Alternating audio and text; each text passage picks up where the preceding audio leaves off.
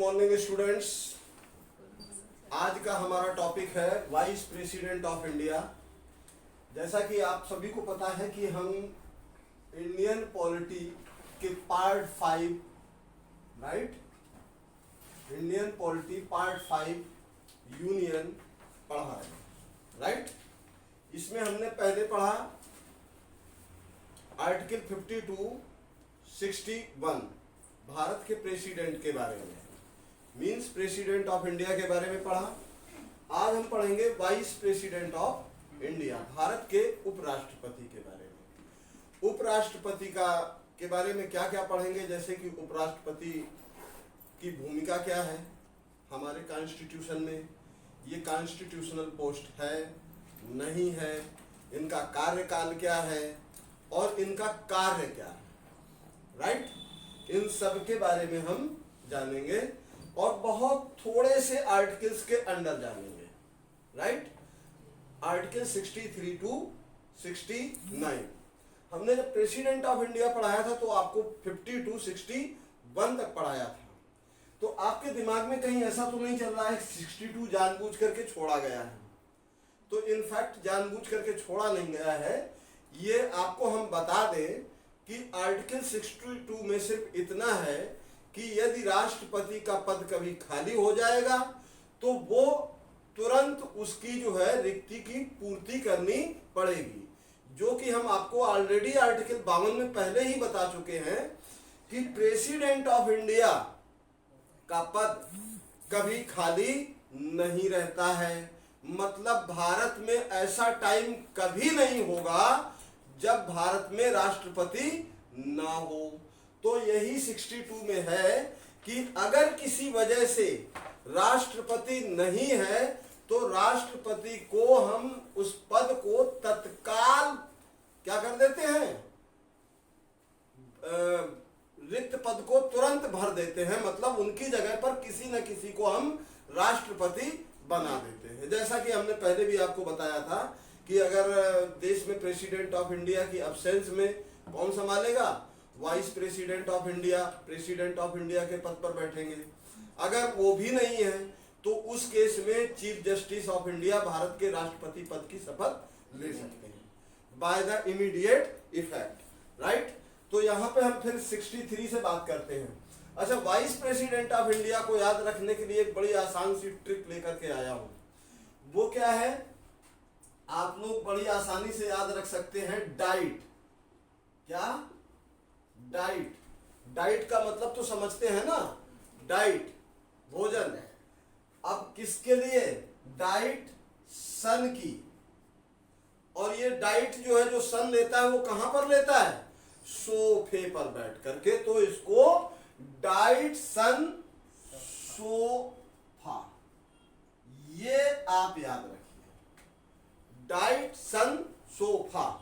तो चलिए कोई बात नहीं, अगर ये नीचे तक जा रहा है तो इसको हम थोड़ा सा बाद में ऊपर कर देंगे। तो डाइट का मतलब यहां पे जो ये डी है,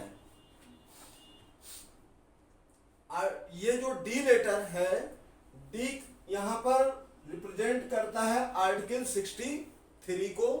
और under article 63 this is the provision, there will be a vice president of India, there will be a vice president of India. हमने उसमें क्या कहा था, जब आर्टिकल 52 पढ़ाया था तब क्या कहा था, there shall be a president of India. Here I am saying there will be a president of India. राष्ट्रपति के बाद एक क्या होगा, उपराष्ट्रपति होगा राइट। तो यहां पर ये जो है डी क्या स्टैंड्स फॉर डिक्लेरेशन, डिक्लेरेशन ये घोषणा करता है कि क्या, there will be a vice president of India, एक भारत का एक उपराष्ट्रपति होगा। लेकिन ये आर्टिकल 52 की तरह नहीं है कि there shall be a president of India. Shall be में ऐसा होता है कि मैंडेट है, ऐसा कोई टाइम नहीं होगा जब प्रेसिडेंट ऑफ इंडिया ना हो, लेकिन यहां पर ऐसा हो सकता है कि there will be a vice president of India, भारत का एक उपराष्ट्रपति होगा, बट ऐसा टाइम भी हो सकता है कि कभी ना हो, तो कोई इतना बड़ा हड़बड़ी की बात नहीं है। Right, clear? तो यहां पर there will be a president of India, sorry vice president of India. ये under article this is the declaration, ये एक उद्घोषणा है, घोषणा है कि राष्ट्रपति के बाद एक उपराष्ट्रपति होगा। ये किसमें प्रोविजन है? Under article 63 of constitution of India. Is that clear? अब इसके बाद हम बात करते हैं I. Here I stand for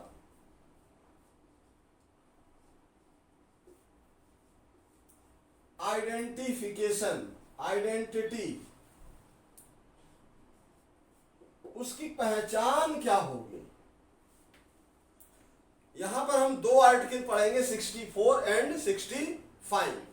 right, 64 and 65 means उनकी जो वाइस प्रेसिडेंट ऑफ इंडिया होंगे उनकी क्या पहचान होगी।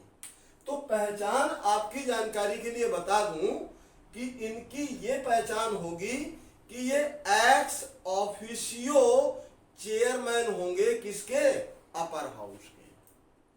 एक्स ऑफिशियो चेयरमैन होंगे किसके? अपर हाउस के। मतलब समझ में आया नहीं आया? एक्स ऑफिशियो चेयरमैन मतलब पदेन सभापति होंगे राज्यसभा के। तो इसका मतलब ये तय हो गया कि जो भारत का उपराष्ट्रपति होगा वो राज्यसभा का पदेन सभापति होगा। Is that clear? क्लियर और नॉट? That's good. मीन्स ये इनकी पहचान ये है, ये ex officio chairman of upper house, अर्थात राज्य सभा के पदेन सभापति।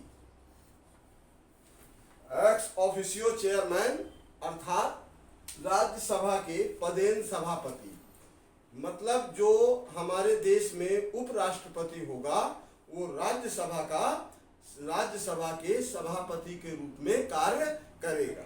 Is that clear? ये उनकी आइडेंटिटी है, पहचान है राज्यसभा के सभापति की। अच्छा, इसमें जब बात आती है कि ये ex officio chairman of upper house के ये चेयरमैन होंगे, राइट? और ये कैसे होंगे? पदेन होंगे। मीन्स इट्स प्री डिसाइडेड, जो वाइस प्रेसिडेंट ऑफ इंडिया होगा वो राज्यसभा का सभापति होगा। अच्छा, दूसरा कार्य इनका क्या होगा?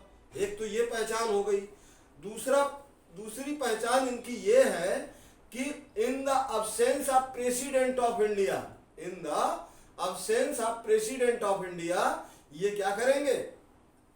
प्रेसिडेंट ऑफ इंडिया के पद पर कार्य करेंगे। पद पर कार्य करने का मतलब एक तरह से एग्जीक्यूटिव प्रेसिडेंट ऑफ इंडिया का कार्य करेंगे। मींस ये सिर्फ प्रेसिडेंट ऑफ इंडिया के पोस्ट को, पद को क्या करेंगे? एग्जीक्यूट करेंगे। सिर्फ उनके अब्सेंस में प्रेसिडेंट ऑफ इंडिया की तरह ही कार्य करेंगे, जिसको हम दूसरी भाषा में कह सकते हैं कार्यवाहक राष्ट्रपति के तौर पर काम करेंगे। जैसे कि आपने कई बार, हमने आप लोगों को एग्जाम्पल दिया है, कई बार बताया है कि जैसे डीएम की अब्सेंस में कौन संभाल लेता है जिले का चार्ज? एसडीएम संभाल लेता है, right?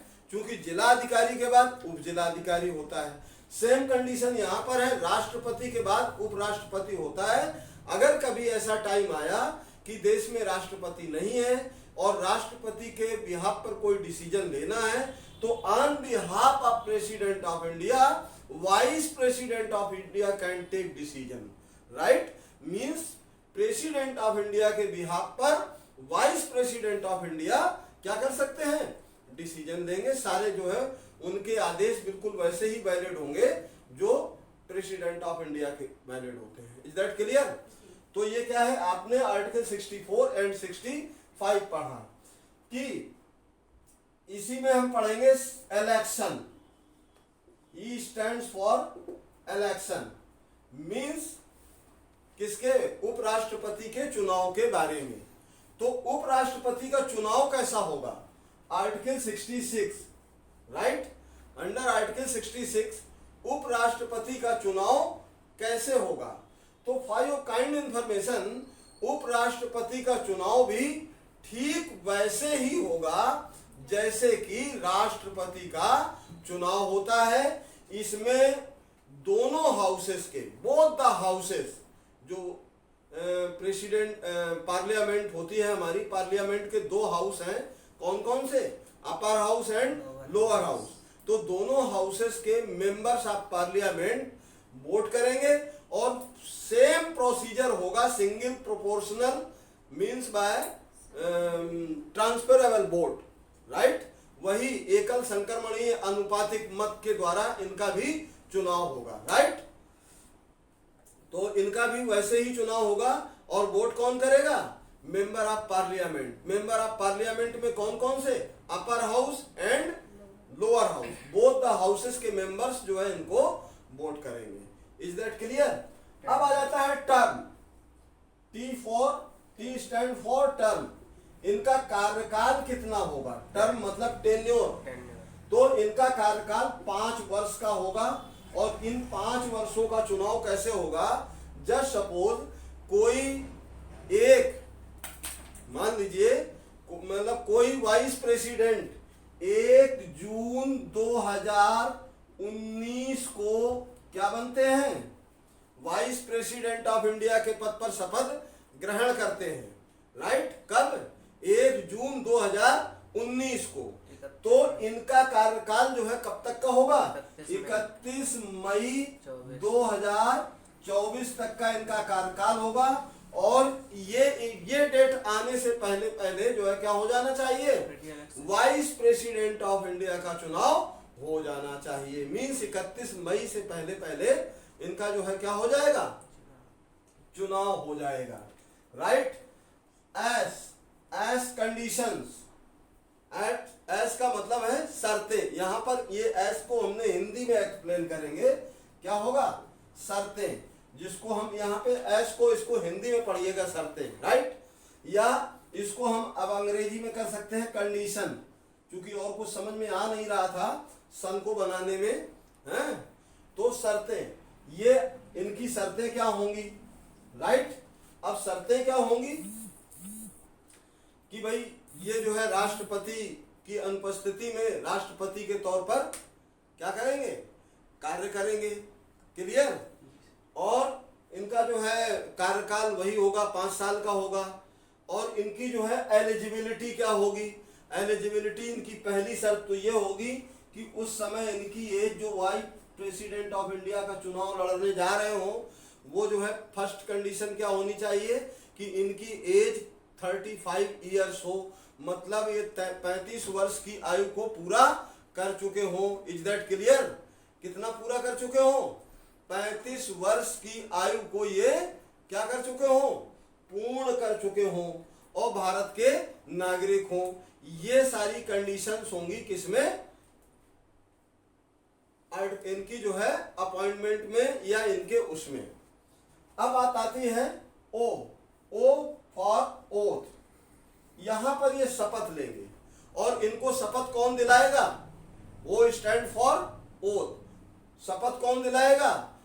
Vice president of India को शपथ दिलाते हैं प्रेसिडेंट ऑफ इंडिया। आर्टिकल 69 आपका फिनिश होता है, राइट। आर्टिकल 69 आपका फिनिश होता है और यहां पर ये जो है इनकी ओथ हो गई। ओथ के बाद अब आती है नेक्स्ट चीजें।